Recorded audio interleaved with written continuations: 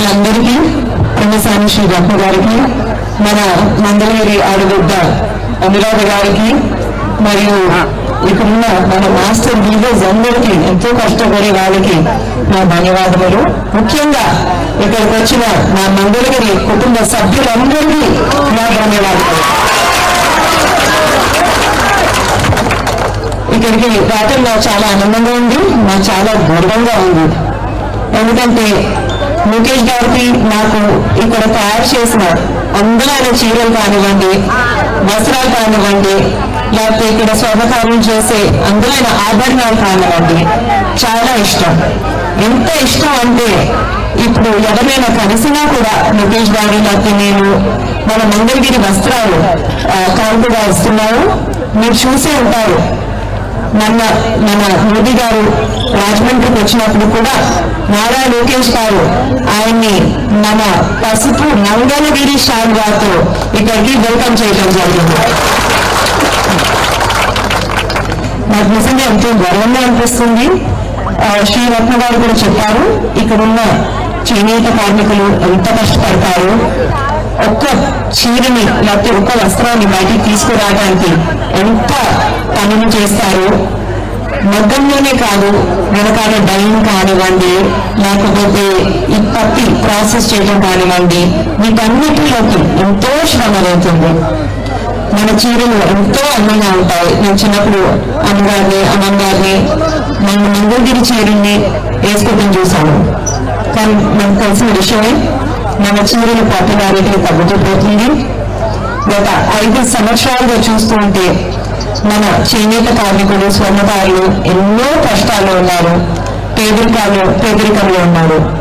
నేను ఎన్నో మధ్యాహ్నం వెళ్ళడం జరిగిందండి. గత కొద్ది నెలలుగా చాలా మంది కార్మికులతో మాట్లాడాను. వాళ్ళు చెప్పింది ఒకటే, మా బాధలు చెప్పుకోవాలన్నా ఎవరు లేరు, స్టేబుల్ గా లీడర్స్, సొంతగా లీడర్స్ ఎవరు లేరు. వస్తారు పోతారు, ఎవరు కొత్త ఆయన వస్తారు, కొత్త ఆవిడ వస్తారు, ఎవరితో చెప్పుకోవాలో అర్థం కావట్లేదు.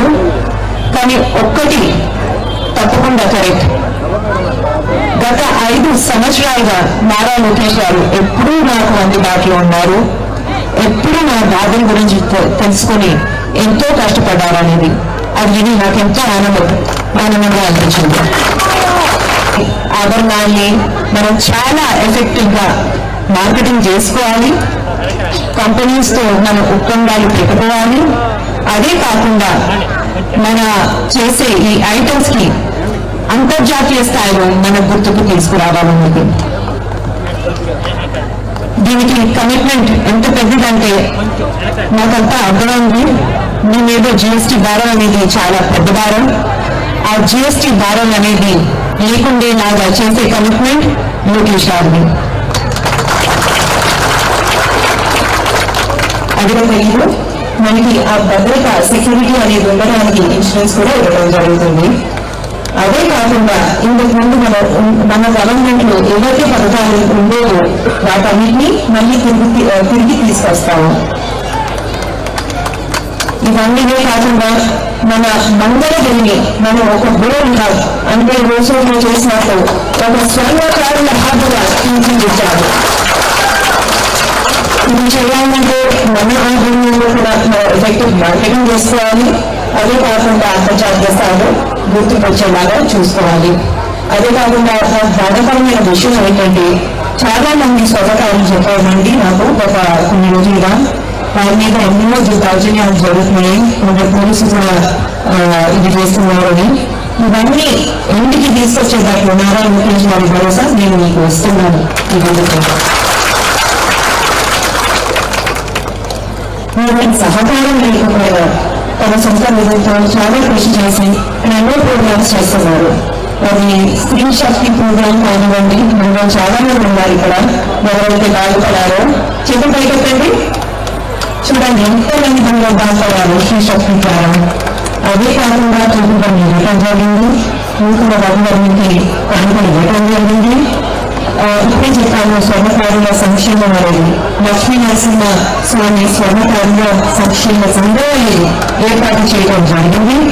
ఇదే కాకుండా ఉచిత వైద్య సేవలు అందించడం జరిగింది, అండ్ క్యాంటీన్ జరిగింది. ఇలా చెప్పుకుంటే ఎన్నో కార్యక్రమాలు ఉన్నాయి ఏదైతే నారా లోకేష్ గారు చేయడం జరిగిందో. ఆయన ఆశయం ఏంటంటే మన మంగళగిరిని ఒక నంబర్ 1 నియోజకవర్గంగా మనం తీర్చిదిద్దాలని.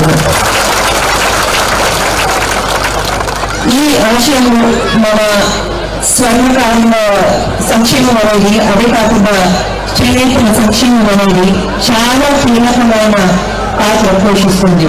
ఎందుకంటే మనది రాజధాని అనే చోట అని నిరూపించుకోవాలి. ఇక్కడ డ్రైనేజ్ అనేది మనం దీనికి పరిష్కారం కావాలి. అదే కాకుండా రోడ్డు బాధ్యులని ఎంతో మంది మహిళలు పిల్లలు చెప్పడం జరిగింది. ఈ రెండోనే కాకుండా ఇక్కడ వాటర్ ప్రాబ్లం అనేది చాలా చాలా పెద్ద ప్రాబ్లం. ఇప్పుడు మన హాస్పిటల్స్ గురించి ఆలోచిస్తే భారతదేశంలోనే అన్నిటికన్నా పెద్ద పేరు ఎయిమ్స్ అనే హాస్పిటల్.